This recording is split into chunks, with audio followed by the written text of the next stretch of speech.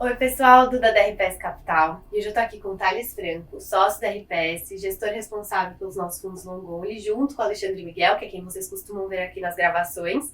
Mas ele hoje está aqui com a gente para falar um pouco sobre a performance de novembro e comentar um pouquinho sobre o nosso cenário de dezembro, enfim, as principais apostas para esse finalzinho de ano. Thales, comenta um pouquinho sobre a performance dos fundos long only da casa em novembro. Né? A gente teve uma performance de menos 4,8% no mês versus uma queda de 3% da Ibovespa. E eu queria que você comentasse assim, o que aconteceu, quais são os principais destaques do mês. Claro, Duda, obrigado. Bom, mês de novembro acho que foi um mês bem difícil. A gente gerou um alfa negativo aí de 160, 170 base points. A gente vinha acumulando um alfa bem positivo ao longo do ano.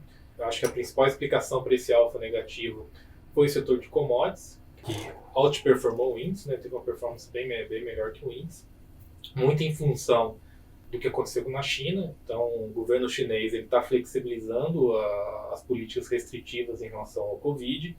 Isso criou uma expectativa que a China vai voltar a crescer no curto prazo, o que é muito bom para o setor de commodities, dado que a China é um grande consumidor de commodities no mundo. A gente até fez um movimento bem assertivo ao longo do mês. A gente aumentou muito a posição de Vale, a gente comprou quase 8% do fundo em Vale ao longo de novembro. Isso protegeu parte do alfa, mas pelo próprio tamanho que a Vale tem no índice, no nosso benchmark, isso acabou gerando um alfa negativo. E além disso, Petrobras também foi um papel que a gente acabou gerando um alfa bem negativo, também é um papel bem relevante no índice, e a gente tinha uma posição menor do que ela tem no índice, então isso gerou um alfa negativo. Acho que essa é a principal explicação desse alfa ao longo do mês passado, mas apesar do alfa negativo, a gente ficou bem feliz porque a gente conseguiu proteger bem a carteira desse movimento relacionado à China. Além do cenário internacional, né, eu lembro que na última gravação que a gente fez, a gente comentou sobre o cenário pós-eleição, que tinha até um otimismo do mercado, né, assim, os primeiros dias de novembro, eles mostraram um movimento positivo. Comenta um pouquinho sobre o cenário aqui no Brasil, né, o que mudou essa expectativa, e aí a gente pode emendar, né, com as principais alterações que a gente fez na carteira durante novembro, né, essa mudança de humor aí do mercado. Não, perfeito. Eu acho que o primeiro dia pós-segundo turno foi um dia de bastante otimismo, principalmente por parte do investidor estrangeiro. A gente viu um fluxo de entrada muito relevante no primeiro dia, naquela segunda-feira. Acredito que na expectativa de que seriam o Lula, esse mandato do presidente Lula seria parecido com o primeiro mandato dele de 2002 e 2006, que foi um mandato muito mais voltado ao centro, né? Não foi um governo de esquerda exatamente. Então esse otimismo em relação a essa expectativa. Ao longo do mês, à medida que foi sendo discutida a PEC de transição, que define aí a situação fiscal do Brasil dos próximos 2, 3 anos, foi se percebendo que esse governo talvez não seja tão disciplinado fiscalmente como foi lá no primeiro mandato do governo Lula. Existe uma demanda por parte do Partido dos Trabalhadores de aumentar o gasto com políticas sociais. Isso causou uma grande preocupação no mercado ao longo de novembro, que meio que fez evaporar esse otimismo aí do primeiro dia. A gente também está bastante preocupado com essa dinâmica fiscal do Brasil nos próximos anos. Já respondendo a pergunta do que a gente fez ao longo do mês, eu já mencionei o nosso aumento no setor de commodities, muito em função do que está acontecendo na China. Dentre os cases domésticos, acho que o que a gente fez foi migrar a carteira para um perfil muito mais defensivo. Então, a gente aumentou posições em empresas que têm pouca correlação com o PIB, que são pouco alavancadas, ou seja, que têm menos influência do que acontecer com os juros, porque, obviamente, quando a dinâmica fiscal piora, isso tem um impacto muito negativo nos juros, principalmente os juros longos, que eles abrem muito, né, nesse cenário, e que é muito ruim para as empresas alavancadas. Então a gente reduziu a exposição nessas empresas, aumentou em cases defensivos. Aí, como exemplo, a gente pode citar o Açaí, que é uma empresa de atacarejo, que é varejo alimentar, que é muito mais defensivo que o varejo, que o consumo, que dentro do setor de consumo discricionário é um dos mais defensivos, menos elásticos. E a gente aumentou também a Ambev, que também tem um perfil bastante defensivo, exposto a a baixa renda, que vai receber um auxílio, que é o Auxílio Brasil, provavelmente vai voltar a ser Bolsa Família.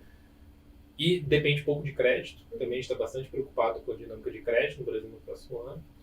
A gente comprou um pouco de shoppings também, no Multiplan em Iguatemi. Então, assim, a carteira, o movimento principal foi aumento de commodities e redução de cases ligados à economia e aumento de cases defensivos. Então, acho que essa foi a mudança relevante que a gente fez ao longo de novembro, muito em função de China e do resultado da eleição. Comenta então como é que ficou o direcional do produto.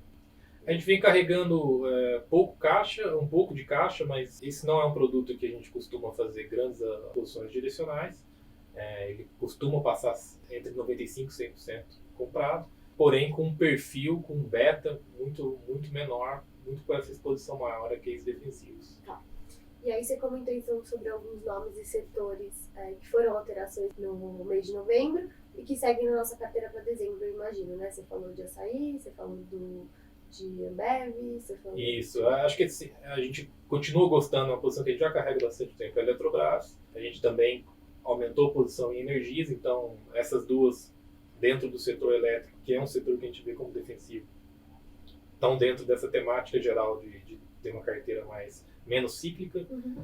Além disso, a gente continua com posição em Sabesp e Copasa, que são cases muito ligados à dinâmica eleitoral estadual, com a vitória do Tarcísio e do Zema. A confirmação da vitória do Tarcísio e o Zema já tinha sido confirmado em outubro. Uhum. A gente acredita que essas empresas elas têm uma probabilidade razoável de serem privatizadas, e mesmo que não sejam, a gente acredita que vai acontecer uma melhora de gestão e elas negociam nos próximos das mínimas históricas em termos de valuation.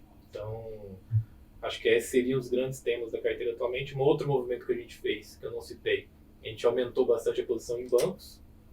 Esse é um setor que a gente vem com pouca exposição há muito tempo, muito em função da competição que as fintechs estão atacando aí a principal piscina de rentabilidade do setor, que são as linhas de serviço.